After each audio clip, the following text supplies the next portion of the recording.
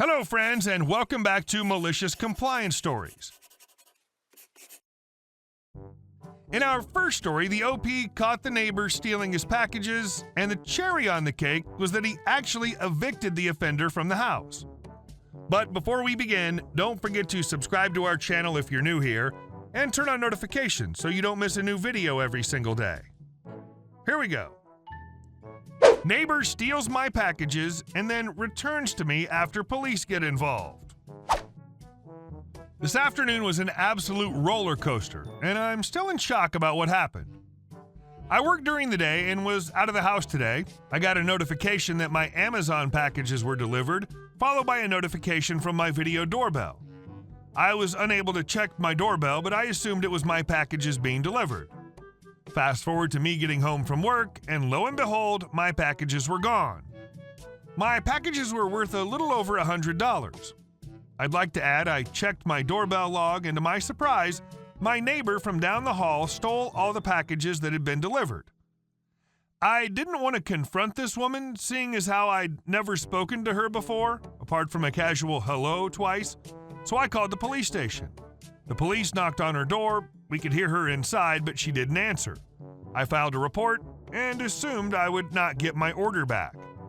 A few hours later, though, I get a notification that somebody was at my door. It was my neighbor. I didn't answer, but was absolutely floored to see one of my packages returned. I'll be notifying the apartment complex about the incident. Update number 1. I contacted the property office this morning and have a meeting Monday a.m. with the property manager. They'll be handling the issue going forward. Update number 2. Property manager is taking further action, and as of right now, she will not be able to renew her lease. I love that you gave her 0 warnings and didn't engage in the inevitable verbal altercation that would have ensued if you'd confronted her. This is a nice quick "don't F with me" mixed with a bit of "don't do dumb crap while you're on camera." And our second story. Karen drops her phone down the elevator shaft. I work for a company that services elevators. This includes calls from our clients as well as answering the emergency phones inside the elevators if people become stuck. 95% of the time that we get a call from inside an elevator, it's just kids or someone who hit the button by accident. 4% of the time, we actually have someone stuck. And the other 1% of the time, it's Karen. My phone rings, so I glance over to check which language I need to answer it in, and I see that it's actually from inside an elevator.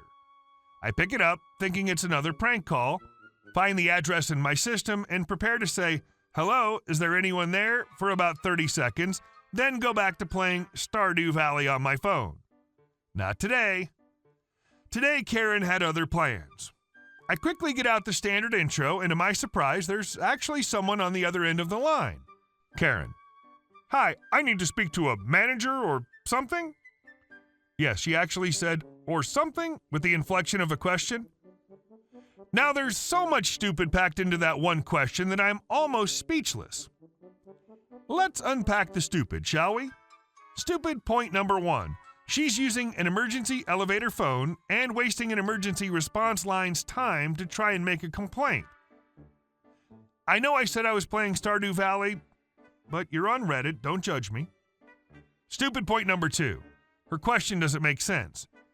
Does she want my manager? We have thousands of employees and dozens of offices.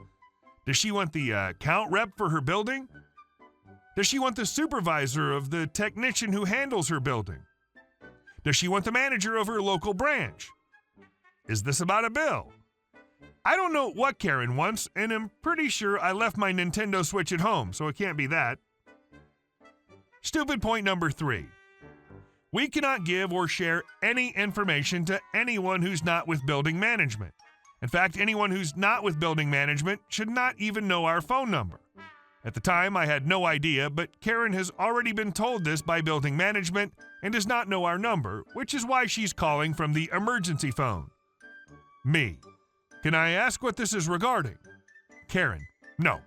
Give me a manager." Me: "Well, Karen, the problem is we have hundreds of managers who manage different things. I need to know what type of thing you're having trouble with so I know which manager to transfer you to." Karen, the manager in charge of elevators? By now, my spidey sense is tingling, and I'm opening up the building history. Something stinks, and it's the all-too-familiar smell of Karen's bullcrap. Me, please hold while I get the manager of elevators. I place Karen on hold to get her good and wound up before I make her feel stupid. Me, hi Karen, thank you for holding. Before I put you through to the manager of the elevators, I just need to confirm, did you call us this morning to request a technician to come to retrieve a phone dropped down the crack beneath the elevator door on the 9th floor? Karen, no? She knows she's busted. Me, and at the time were you told to contact building management as we cannot dispatch a technician unless building management requests it? Or we have someone trapped in an elevator? Karen, no? She knows what's coming next. Me, and after that, did you call again, pretending to be trapped in the elevator with a baby in an effort to bypass building maintenance and get us to send a technician to the site? Karen, I can hear her starting to tear up. I was trapped in the elevator and there was no ventilation and my baby was getting very hot and I needed to get him to the doctor. Me, I understand. Did you try dialing 911 while you were trapped? Karen, no, because I dropped. She was about to say, dropped it down the elevator and was realizing she was about to get caught in a lie. It was out of batteries.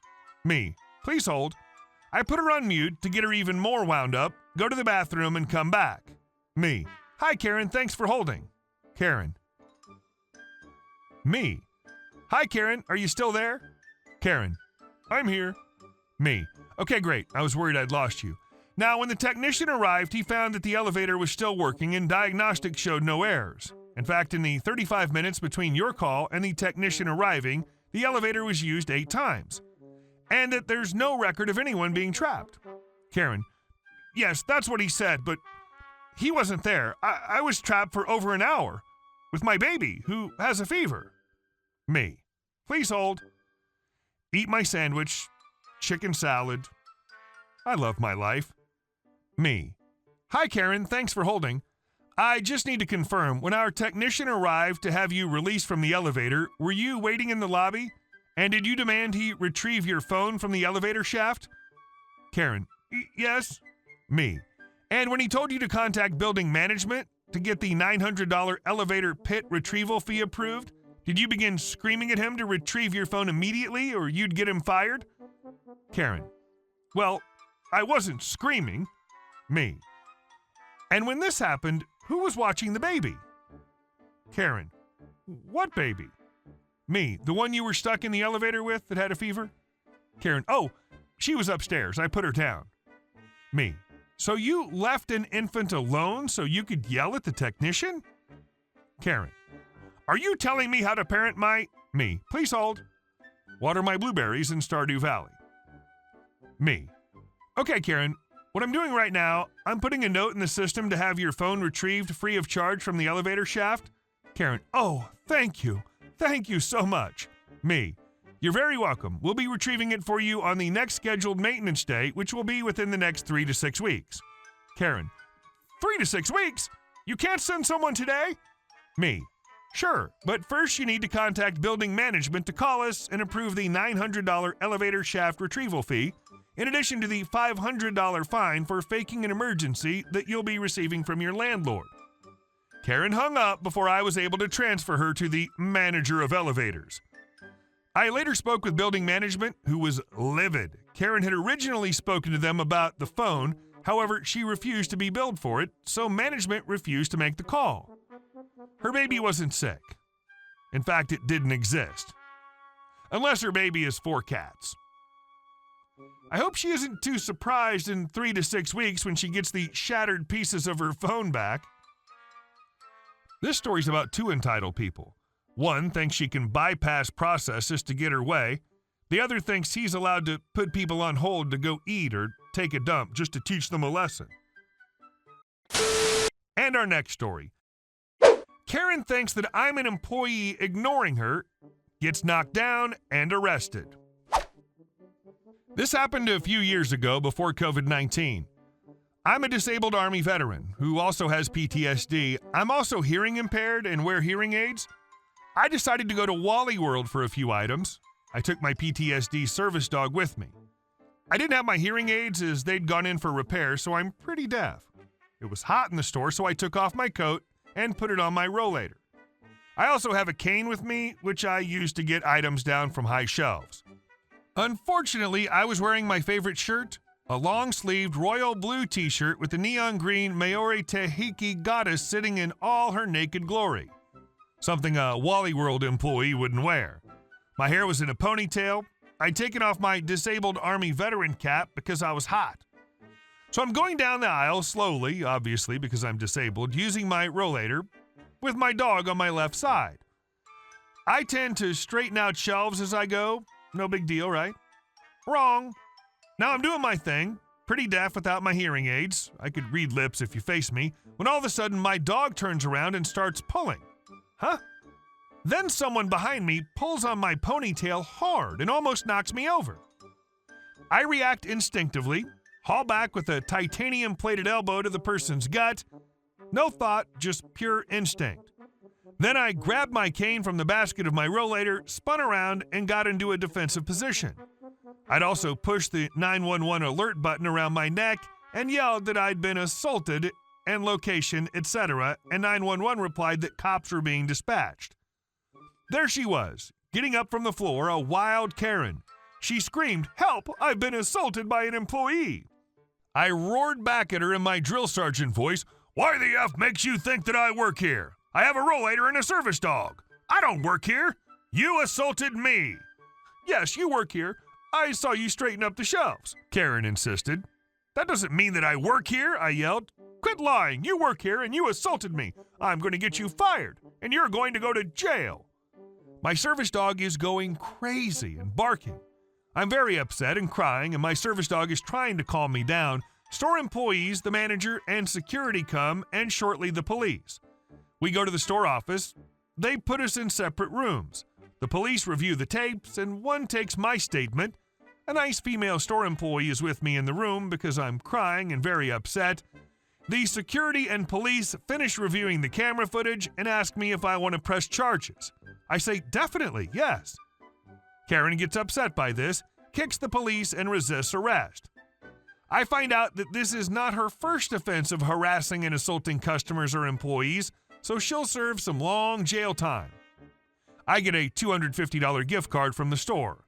My service dog gets several bags of treats from the store, and I get profuse apologies from the store manager. Good on you for pressing those charges. She needed a life lesson more than anyone. Hey guys, thank you all for watching the video. I'll see you in the next one.